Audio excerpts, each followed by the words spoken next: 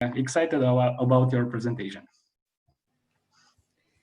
Thank you very much, Ander, for the introduction, and Jan as well for this brilliant initiative and the invitation. So, hello everyone. As Ander said, my name is Hiba Latreche, and I am the current General Secretary of FEMYSO, the Forum of European Muslim Youth and Student Organization. And today I'll, God willing, be presenting, talking a little bit about FEMYSO, but more of connecting it to the work we do and how it links to, the Muslims being a minority in Europe. So without further ado, I'm going to start with just PowerPoint presentation to get us there slowly and to give you the time to turn on your cameras as well. So FEMYSO, the Forum of European Muslim Youth and Student Organization, is a wide network of 32 member organizations from 20 European countries, not just the European Union. And, why was there any FEMYSO at any point? Why was there that need for such a structure or such an organization? Well, it all started in 1995 when the Muslim youth gathered in Sweden in a conference, and they realized that there was that need for, high-level European network and representation. And so slowly it came together, and FEMYSO was created and is established here in Brussels, Belgium. And then almost 25 years later, it's now developing into an even stronger network and wider network for the European Muslim youth.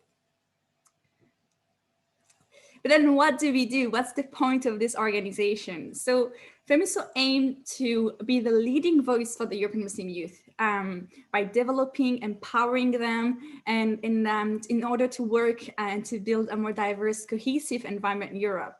And to do so, we have the following mission: to be an exemplary institution, and to bring together the Muslim youth to network and exchange ideas by developing them to achieve their full potential, whilst working closely with our member organizations and partners and institutions in order to build a better Europe for all. And concretely, how we do this is through our full 4 pillars. So we have number 1, campaigning; 2, training; 3, networking; and then 4, representing. So campaigns, training, network, representations. I'm really quickly going to go over them, but I think once I'm going to delve into a more specific topic, you will see how it comes into practice. So campaigning, it's both representation as a high-level institution. So our member organizations are coming from different countries like the UK, France, Belgium, Austria, Poland, Italy, Germany. So they're a lot working on the grassroots level. So FEMYSO allows for that representation on the EU, Council of Europe, the UN levels. And it's not just through representation, it's also through, advocacy, political intervention, and this for the European Muslim youth. But it also it links with training, because it's to empower and support capacity building initiatives and to ensure that the youth itself is empowered, is given the skills to advocate for themselves. So those are just some, programs that we did, initiatives that we did over the last year. You might have heard of them. Outbreak of generosity. We heard a lot of the outbreak of COVID. So that was in response to it. And that was something that in partnerships with different organizations. We've worked a lot as well on combating Islamophobia, gender Islamophobia as well. We see that Muslim women are more targeted. We take part in the European Youth Event. You might have heard of it.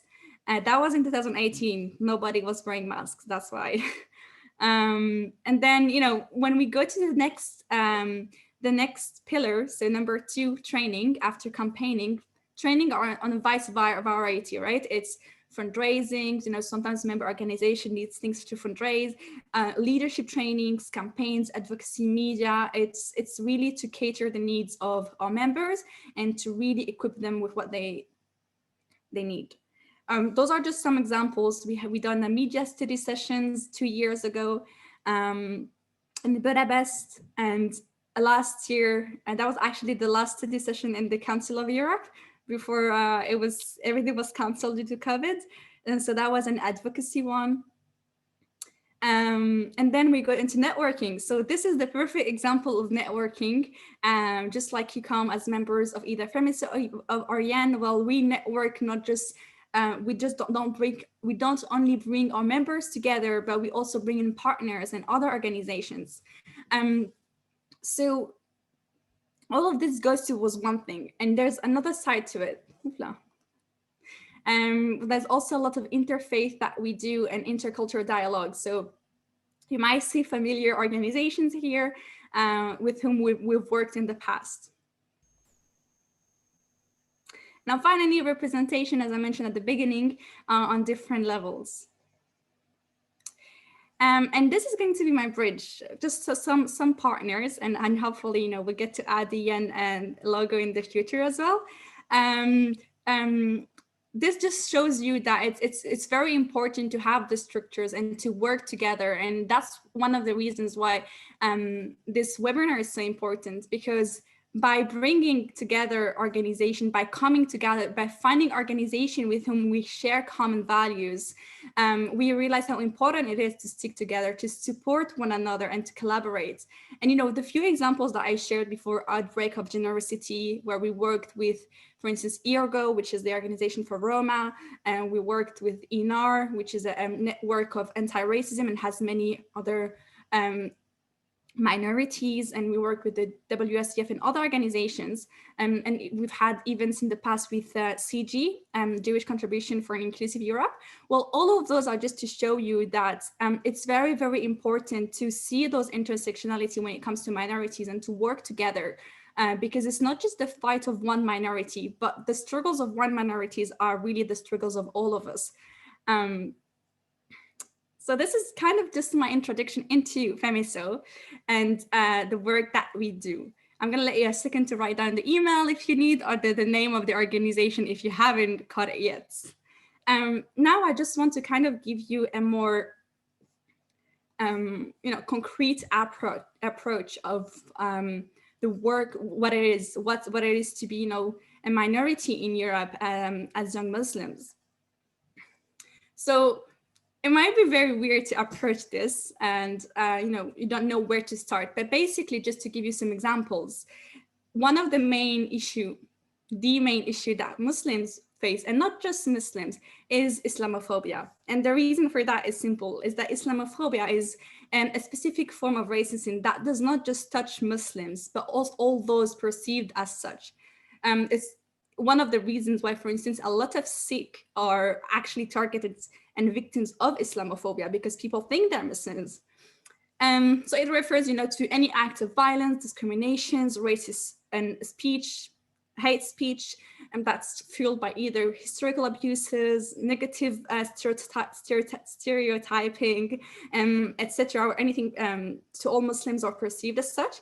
And this is often the result of structural discrimination as well. And how it comes, those are all, big words and sentences and concepts. But on a more daily basis, just, sharing from experience, what it means is, for instance, from Muslim youth, they will have more struggle to access to employment. This might be for different reasons. They might be because they are visibly Muslims or perceived as such, again. So for instance, if you are a Muslim woman wearing a headscarf, the hijab, it will most likely be a reason for you not to be taken. Unfortunately, we've even, in some countries it's very normal, such as France. And at the European level, the European Court of Justice decided that it was okay for a company to discriminate on that basis. Sometimes it can be because of your name. So I'm sure I'm not teaching you anything new in that regards, that, it's something as simple as securing a job, which is very difficult as it is, and might be even more so now with COVID. But also different things. So for instance, it's about, even access to education. An example that I use is, and but I think people are not necessarily always aware of, is, for instance, in France, there is a law, the 2004 law, that although it is for secularism, when you look at it, it's actually very well designed and touches and affects mostly Muslim women. The reason for that is that, because of this law, there is an effective hijab ban in France, in public schools, and put up until the end of high school, and in the public sphere, in civil, in public servant positions. So, if you want to be a judge, a doctor in a hospital, a teacher, you just can't with your headscarf. And this means a lot of things. Personally, I realized very recently that I grew up and I was censoring myself. And that self-censorship came from me trying to see, would I be able to work there without, compromising myself, or would I be able to work there without, having like I have to tear a part of my identity.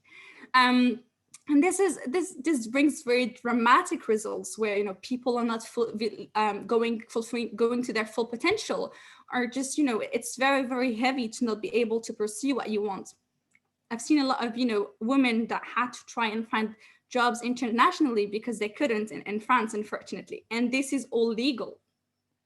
But it doesn't just stop there. For instance, in Belgium, very recently, the Constitutional Court made it legal for universities and higher education schools to ban the hijab. Like if they say that it's within their school rules, well, it's legal. And this just shows you that it is preventing a big part of a minority from accessing education, which is a basic right. So this is kind of like daily use, and it goes further. It's not just you're suffering and you have to take it off every single day for years and years. It's also how we react. I've unfortunately throughout my education, I've had really bad experiences sometimes with teachers that would come to see me at the school perimeter and be like, no, you removed it a meter too late, or what's not. And it's all like scenes of humiliation, and they drag you in front of the head teacher and what's not, and bring on disciplinary measures. So it's also how it affects you, but also the others. If you grew up in a society where you don't see the reality of it, where you don't see how plural that society is, you don't get to ask questions, you don't get to interact with people, and you just, your stereotypes and your belief, your misconceptions are just strengthened. You don't have a chance to question them. You don't have a chance to interact with people. So this is a real big loss as well for our society. And very much recently, unfortunately, we've seen that this has gone further. There is a real securitization of Muslims in Europe. And I'm going to take France again as an example, but unfortunately, it is far from the only one. Austria is the same, the UK as well, Belgium. It's becoming a very much, a trend. There is, in France, really, as we speak, there's a law that's being passed, which is kind of like a security law. And there's a lot of different things. You might have seen, protests in France because that law, amongst other things, wants to make it illegal for people to film the police when there are things happening. So this is very dangerous when it comes to police brutality. But that same law also make it very much easier for the government to shut down NGOs without legal grounds. And what that means is, and why that is worrying, is that an NGO that is perfectly fine and that is working for minority rights or for developing a minority can be shut down because the government feels like it, And this is not just, worries or conspiracy. It is very much real. Just, I think 2 weeks ago now, the CCIF, the Collective Against Islamophobia in France, which was the leading NGO to provide legal support for victims of Islamophobia in France. So we're talking just legal aid, was dissolved, shut down completely. So this started like over a month and it became effective. And now, there are actual law that would make this even more possible. So you see that it has very different perspectives. You have your daily life, where you have hate speech, sometimes physical violence, and hate crimes against Muslims or people perceived as Muslims. Humiliating actions, in school, in your workplace, in university. I remember in my university during the election, the students' elections, the day of the results, there was, racist tags on the local mosque, as well as everywhere on the university. So you have those daily actions, and then you have the structural actions too. And we need to realize that they are very much linked, that the laws and that the behavior or non-action of our government are not separated from the daily actions, and that the daily actions, they are fed by all of this. Now, this might have been heavy, although I'm smiling. It really is, and it is dangerous, and it have, drastic consequences, unfortunately. But there's also a good side to it. The good side is that we can all do something about it now, right? Sorry, we can all drink water. We can all do something about it. Meaning that it is happening, but there's also tools, that we can use, mechanism. We can, all come together and work for it. And some way that, FEMYSO, we work for it, we work against it, shall I say, but also you guys can come and take a part in this, is that it's not finished, right? All those discriminations against this minority. And like I said, it's not the issue of a minority, it's the issue of all. And I think ways that at least as through FEMYSO we work for, and I hope to invite you to work for too, is, well, I think I will break them down in 3: education, representation, and collaboration. For me, this webinar is the perfect example of education, right? We are educating ourselves and we are raising awareness, and hopefully then we will take action. But it goes further. For instance, it's training. So, you train people that might be targeted by Islamophobia. You train allies, people that want to understand how to fight it. And you provide tools. FEMYSO a few years ago had a program called Advise, Advocates Against Islamophobia in Education. And through that program, you could really, bring on Muslim youth and give them legal tools, make them aware of their rights. And also, make them understand the dynamics, the media, and how things work, and how they can reclaim their narrative. And then you develop them, you give them, you equip them with the skills. So all of this goes under education. And then it's also representation as well as campaigning. So for instance, with FEMYSO, because we work with institutions, it's not just to go there for the sake of going there and sitting at a table and saying, hey, look at us, we're diverse, and just, being the tokenized person. Sorry, and ticking the boxes, because unfortunately a lot of this has come for it, right?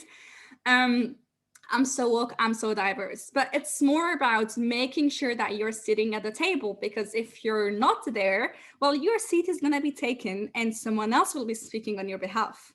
So it's about being there and making sure that you're not just speaking, but that your voice is heard.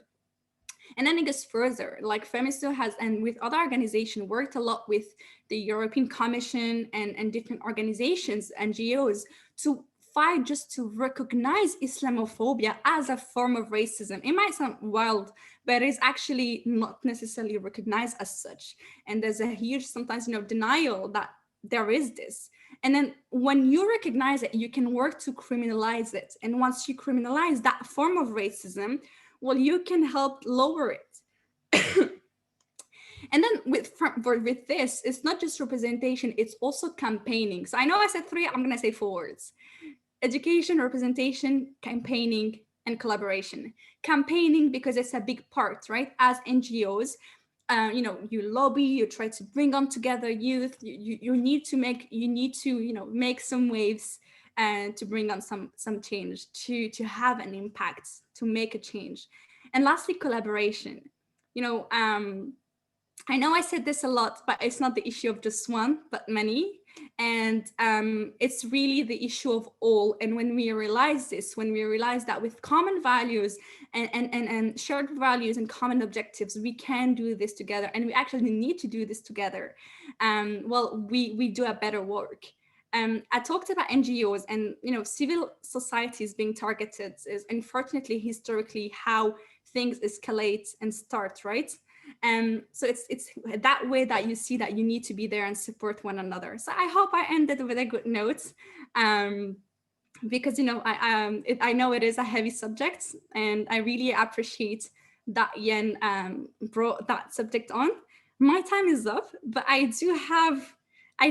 there was a question asked by I mean, like, that Yen was like, maybe you want to answer it, and I think it's really good. It was about, do we have any books or movies that could maybe provide a better understanding, you know, of, from my perspective. Now, I'm not saying this is the guide to say I have a Muslim friend and I know what it's like.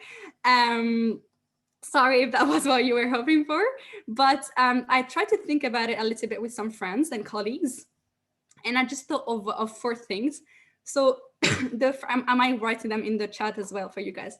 The first one is called The Messenger. It's a movie from 1976, and it's about the message of Islam and how it came. So I thought that's the best way to kind of like, through a movie and historically as well, understand, you know, how it comes and how Muslims perceive things. Although it's an old movie, 1976, it is brilliant. I was shocked it was 1976 when I looked it up for you. The second thing is Malcolm X, the autobiography from 1965. I think this is a brilliant book, not just for Muslims, but for any activist or just any human being. It's a real, you know, splendid development of an individual who went through different phases in his life. So it's really interesting about identity, institutional racism, how to reject a system or how to change a system. And it talks as well about self-respect, which is sometimes very difficult to have or to understand that you don't have when you live in a certain system. And then there's one book that I am currently reading. So I'm kind of cheating. I haven't finished yet. It's called I Refuse to Condemn. And it's about resisting racism in times of national security. And I Refuse to Condemn is an anthology. So it's many essays written by, I think, Muslim activists. And it's very interesting because it's, you know, the truth is that, for instance, every time there is a terror attack that is vindicated by Islamist groups or anything like that, well, or just a group, well, any minority, any rest of community that is linked to that group, not linked, but like if that group is from that minority, the entire minority is targeted, or the entire minority has to condemn or apologize. So I think this is a very interesting and intellectual you know, approach that explains why this is problematic. And the last thing I think we'll talk to all of you, it's called Third Culture Kids. And it's by David Pollock. And if you haven't heard of the concept of the book, I really recommend you look it up. Initially, or military that were growing up in a country that were not the country of their origin or the passport. And so they had a different culture than their parents, but also a different culture than the country they were growing up in. And that was extended to either children of migrants, biracial couples, and minorities in majority countries. So I think for Yen, a lot of members might, you know, identify to it, and it's very, very interesting. It explains how, you know, you connect more with certain people that, although are different, they have the same culture because they grew up in a different culture. So for instance, you know, if I grew up in a different culture than my parents in the country I'm in, and if the same for you, although we're different, we will connect more. So that was all from my side. Sorry, I did 3 minutes more, but thank you for your time. Don't worry, Hiba. Thank you very much for your thorough presentation of the organization and also the challenges and issues you are facing nowadays. Yeah, I when you were presenting and talking, I could quite see some of the similarities with our minorities, especially in the education sector. And yes, thank you also for posting everything in the chat. It will be easier for us to to note them down. Now I want to open the floor for questions for a 15-minute Q&A from the participants. If you have questions for Hiba, now is your time. But until the questions will start to appear in the chat, I want to personally ask you. You said something about the securitization of the Muslims in Europe, and I didn't quite understand this idea. Can you explain it a little bit more? Sure. So it relates, for instance, to when there is threats, national security threats, or any threats, and the response. I don't know what's going on. It's not COVID. Honestly. We are not worrying. We are in an online session, so don't worry. And the response would often be one that, in order to try and protect, or to say that they would protect, well, it would be to further marginalize or securitize a part of the community. So, for instance, the way it comes together might be, by shutting down. In my context, as as a Muslim, it might be shutting down more mosques, or raising, a climate of suspicion, and shutting down NGOs, and calling for that grounds, giving as a justification that it is, for national security, when it's not, or when the fact that you say that just further strengthen the idea that, you make those parallels, the idea that this equates this. An example for me that was very shocking, for instance, was last year, exactly a year ago, in France, there was a university that made a survey on how to identify radicalized students or staff, right? And they sent it to all of their staff. But that survey, so the first thing is shocking is that you would have that kind of,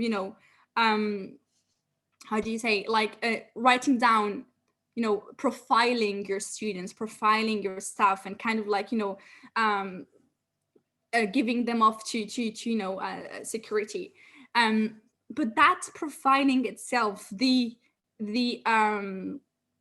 clues that would help you say if there were the characteristic of a radicalized person, where all characteristic of Muslims. So it was, are they missing school during prayer times? So next thing would be, that the school will be aware more than a Muslim. What are the prayer times? Are they absent during a Friday? Do they not drink alcohol? Do they have a beard? Do they not want to listen to music? Like just some random things. But the thing is that this makes it normal to categorize an entire minority that, as we mentioned, was already, facing discrimination and forms of racism, but to further stigmatize them by putting them in this box of radicalization. Yeah, thank you for your answer. Yeah, these prejudices and stereotypes is often that we are everybody fights with. And I also see the first question in the chat from Mohammad. We talked about allies and what those people can really do to support the Muslim minority. Thank you, Mohammad. Thank you, Mohammed, for the question. So that's a good one. So as I said, how it starts is, I think, really educating yourself. I know this can sound like the easy go-to answer, but it's very important, because sometimes you don't realize that beliefs that you have or misconceptions that you have are actually enabling that structural racism.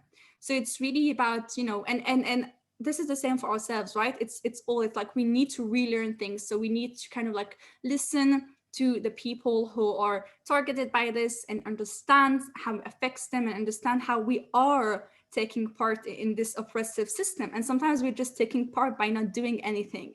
So I think the next part after education is acting. So for instance, you know, when there's live campaigns to take part, to be concrete allies on the ground, when it's institutional, to take part in these conversations, to push for this to be an agenda, to push for this change to be made, and just like today as well, you know, to give the floor to share your audience in order to make that change. So it's multiple grounds. There you have the individual level where you educate yourself, you make sure that, you know, daily you don't let anything pass.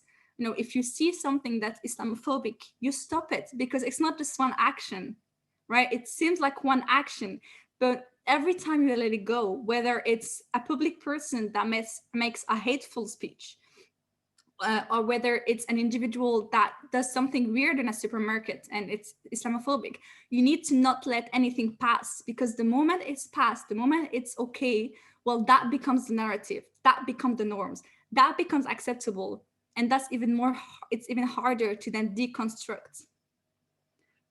So at the individual level and then at the organizational level as well, to collaborate together on these programs, to educate your youth, to take part, you know, to push for the institutions to bring on a real change.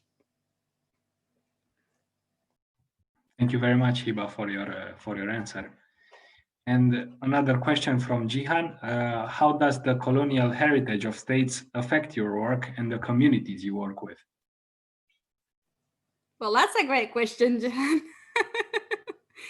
I think it's incredibly linked, you know. So I'm gonna sorry.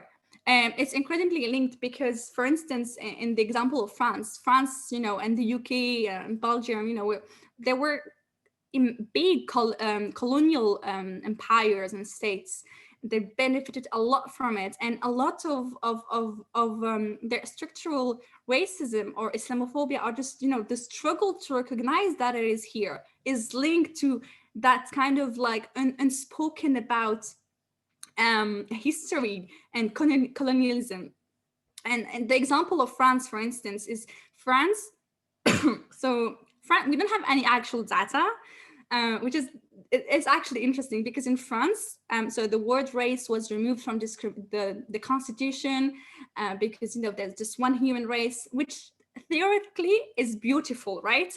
But in practice, it just enables more that I don't see color narrative, and it just enables more the discrimination, and just, you know, makes it harder to recognize that there is fundamentally a structural problem. So because there's no data, I'm just gonna give you, like, you know, there's a majority, the majority of Muslims is often from, for instance, African or North African descent, right? And it's often linked to the history, the colonial history of France. And there's a lot of sometimes unspoken or unaddressed trauma, and this is from both sides. So France hasn't dealt with its past, and the French citizens or Muslims in France haven't been able to deal with it or are not aware of it. And we don't realize how it is incredibly linked. So for instance, a lot of Islamophobia in France was, you see it when you study the history. When France was, for instance, in Algeria, there was a real, it's super interesting when you look at it, like interested in a crazy sense. There is a real fascination and obsession with unveiling the women. Like you see real like propaganda posters, and they would put up like Algerian women, and they would be like, you know, we it's so exotic, we want to see what's under it, we want to take it off. It's kind of like, you know, we've stolen that land, and it's kind of like that patriarchal idea that we need to steal their women too. And so it's very, very linked, because when you see France was the very first country in Europe to ban the hijab. And then now, you know, you have Belgium, and you have actually in the world, But now you have Belgium, you have Austria that's starting to look at France and be like, oh, we might want to pick on their racism too. But it's very much connected to that past. And if you don't address the past, sometimes you don't recognize that you have a problem in your present. And I'm going to go back to the question because I'm not sure if I answered it or went off tangent. Yeah, so that's very much linked. And sometimes how it affects the communities we've worked with. Well, for instance, you know, the different minorities. So I talked about Muslims, but it can be about a lot of things, like, you know, if it's anti-Black racism or different kind of things. It's the basis of it, and it needs to be addressed in order to be solved. What the harm needs to be recognized in order to move beyond, and it needs to be addressed that it is still present, right? And we're talking about colonialism, but there's still neo-colonialism. So there's the for the communities themselves, sometimes there's trauma that they have that they are not aware of, or like, you know, transgenerational trauma, and that's on both sides, not just the colonized, but the colonizer as well. Thank you, Hiba, and thank you also, Jihan, for the question. We received quite a large amount of examples on this side. And also, I think the last question from the chat is from Kasha, and she says that you mentioned the representation as important goal or what you strive for. Do you think some of young people might be afraid of joining your organization and being active and representing the community, or young Muslims as such, because of the Islamophobia and kind of putting themselves personally in the spotlight? Now that's a very good, legit question, unfortunately. And if I may, like, it's something that we all think of personally, right? It's especially unfortunately nowadays, it's everything that's online can come back to bite you later. Or, you know, every single thing that you post is taken, I don't know, it's kind of like high school all over again with screenshots and what's not, but then it can become political and legal. But when it comes to joining the organization,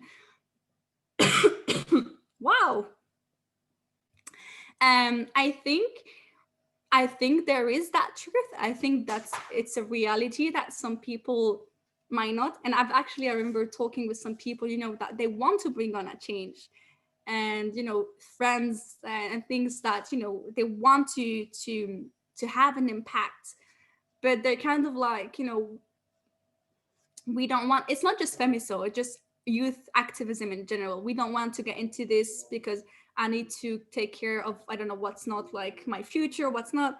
So I think it's the life of activism in general, unfortunately. When it comes to FEMYSO, I think it's very much clear that when you join, the importance is, you know, to bring your stone to the edifice, right? To bring in something for the bigger the bigger picture. And there's different ways to do that. You don't have to always be the person up front. You don't have to be the person representing. You don't have, there's so many different ways to contribute. There's like the back office is as much, if not more important as the spotlight. And you know, it is real. And I've seen personally, like, people being targeted, and, you know, it affects their mental health. It affects like their physical security. They can be threatened. In France, there was the former president of she was the president of a Paris based student union. So it wasn't even a Muslim organization. And she was on TV because she was interviewed during a protest, speaking about, you know, a law, a project that would affect students. So really nothing to do with Muslims. But because she wore a headscarf, she was bullied for 2.5 weeks by everyone. Some people shared her phone number. The government itself, the ministers, were saying, like, we think the organization should be more secular and not let, you know, as a president, a Muslim woman with a headscarf. So it is very frightening, and it is something that you need to take in consideration. And the truth is that some people think, you know, I can't do this. but it's okay. It's not, we shouldn't, you know, guilt trip them into it. We should just understand that there is different ways for you to contribute, and you can, you know, you can find different ways to contribute, and some people will go and be out there on the spotlight, and we'll be there to support them.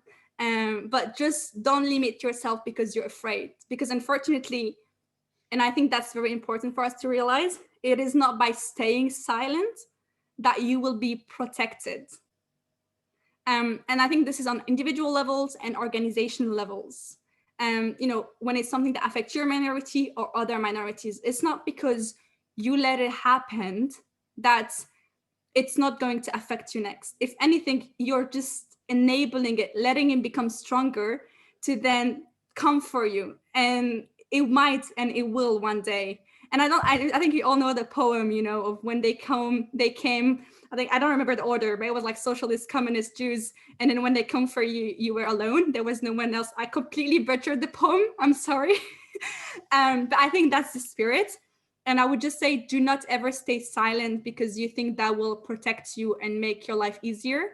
If anything, you are, by your silence, through your silence, being an accomplice of this great oppression. Thank you for your answer. And when talking about young people that are afraid to get active, and so this is also the we as organizations, we should empower them to speak up and get more active. And I see one more question from Mohammad. Which advice would you give to young people that want to be active in their society? Well, I would say, you know, personal impacts. It's like when you try to figure out why you want to study, right? Your parents might push you to become a doctor, lawyer, or engineer, but it might not be what's best for you. And that's okay, because you just need to know what fits you. And I think for activism, it's the same.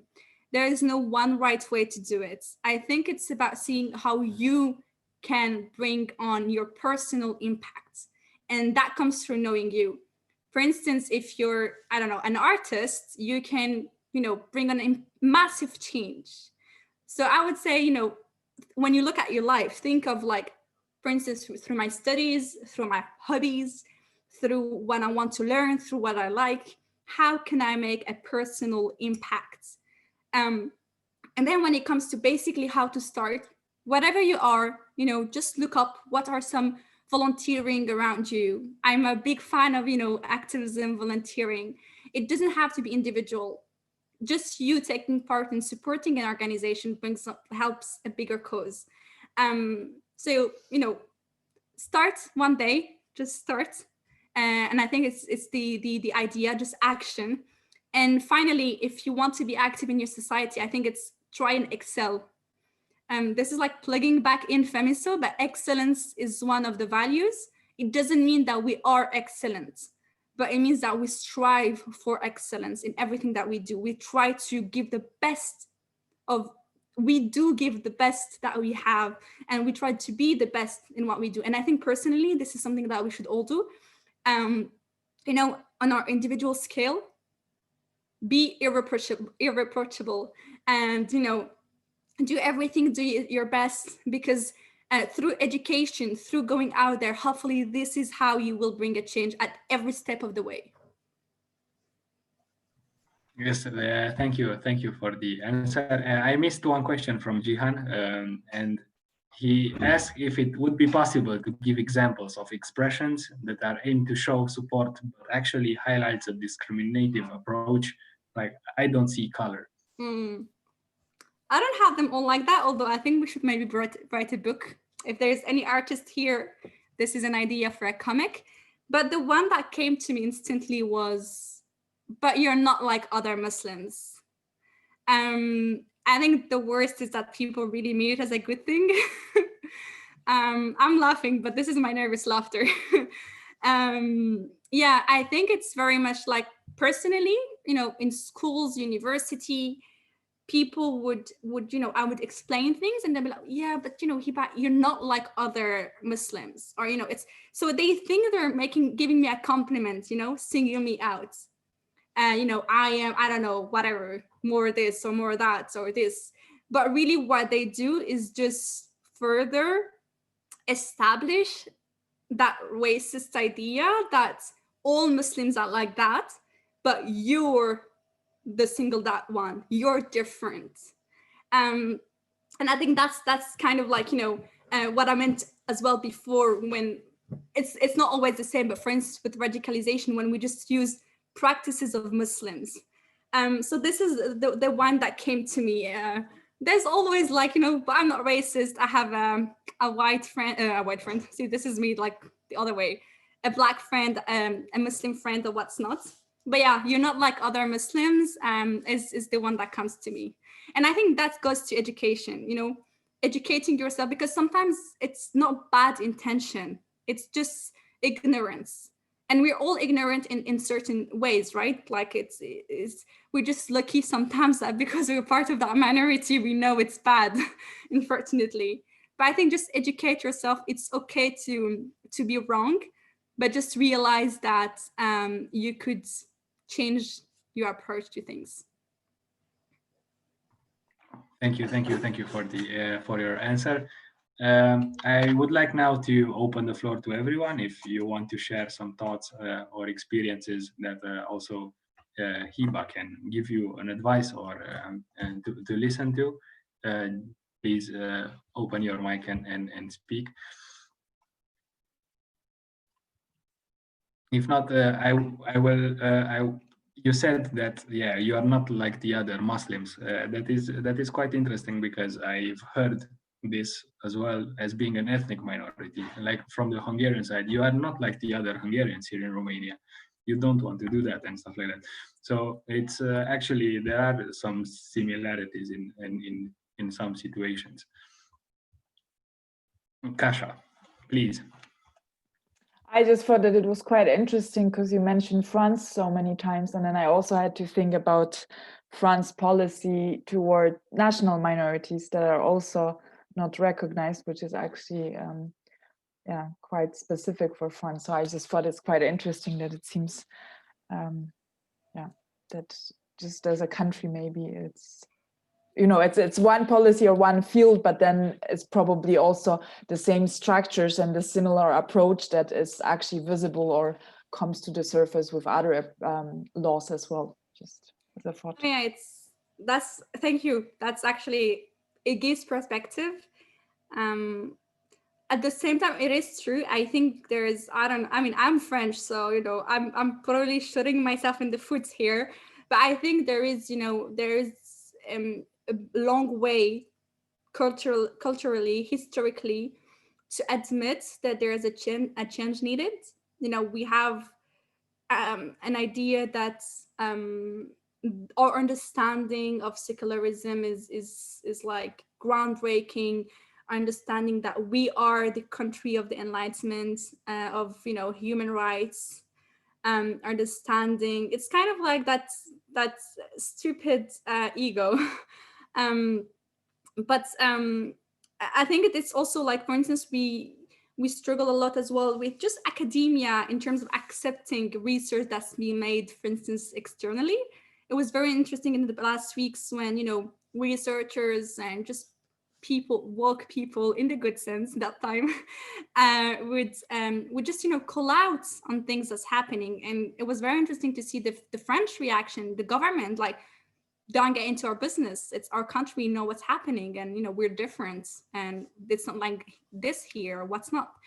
So I think that there is that element of special understanding of France, and we don't, because the reason we don't have data, right, in theory it's excellent, it's because it's unethical to ask citizen, what's your ethnicity, or what's this, what's that. So for instance, when I went to the UK and people had to put like tick a box with I don't know what's their thingy, the only reason, by the way, I was aware of this is because my Muslim friends often would put other, because none of the ethnicities were fit. So the reason for that is initially I was like, well, we don't have this, it's weird. but it goes beyond, right? It's kind of like we don't accept to this the stupid level of like you don't see color. But what I want to do is, although France is particular, we should not think that this is just a France problem. And I think we would be very wrong about that. I use France as an example because that's kind of like what I know best. But I know, for instance, securitization and, racism and, all of those things I mentioned are happening in the UK, in Austria, in all those countries. And unfortunately, if we don't do anything, they will most likely spread out to the rest of Europe. So we should see this as a warning for us of what might knock on our door soon, and not just think that it is just happening in that weird country and it'll stick there.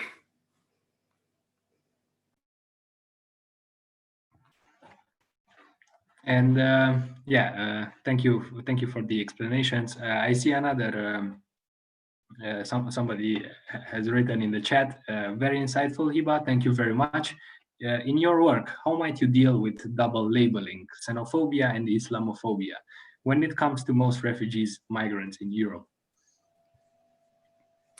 So in my work directly, I don't necessarily on a daily basis deal with it.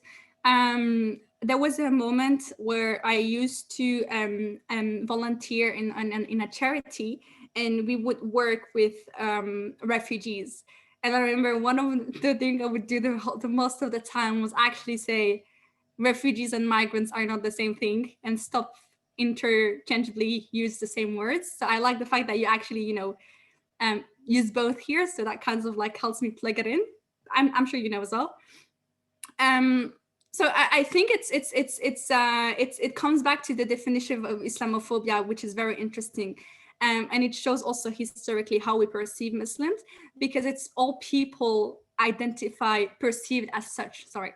So a lot of refugees and migrants that are not even Muslims might be victims of Islamophobia. And sometimes the xenophobia will feed Islamophobia and vice versa. So I think it comes back to always, very calmly smiling to people and gently trying to explain to them why it's wrong.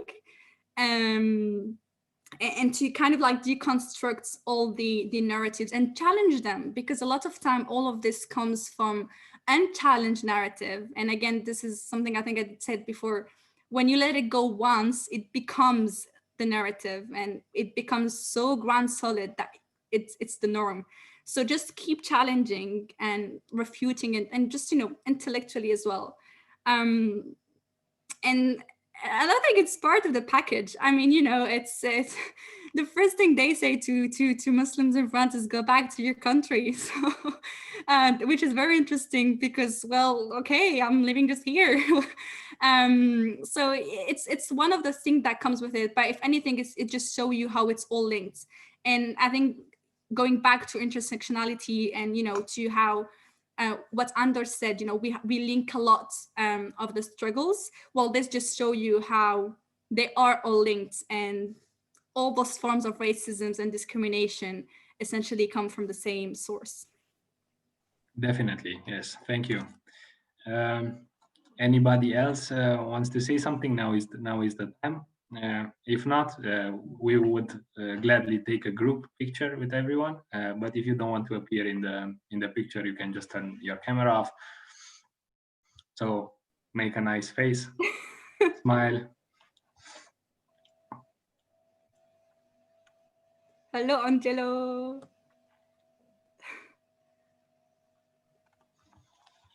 Have we managed to take the pictures? I think yes. Yes, thank you very much. I'm quickly checking the chat. Yeah, I see no other questions. So yeah, we can sum it up now in the end and conclude.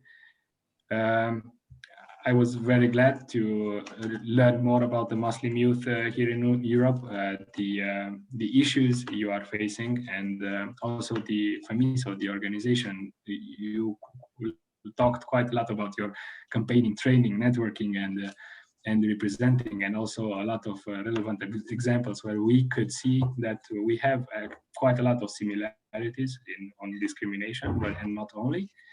And also, I really liked a sentence that you said in the beginning.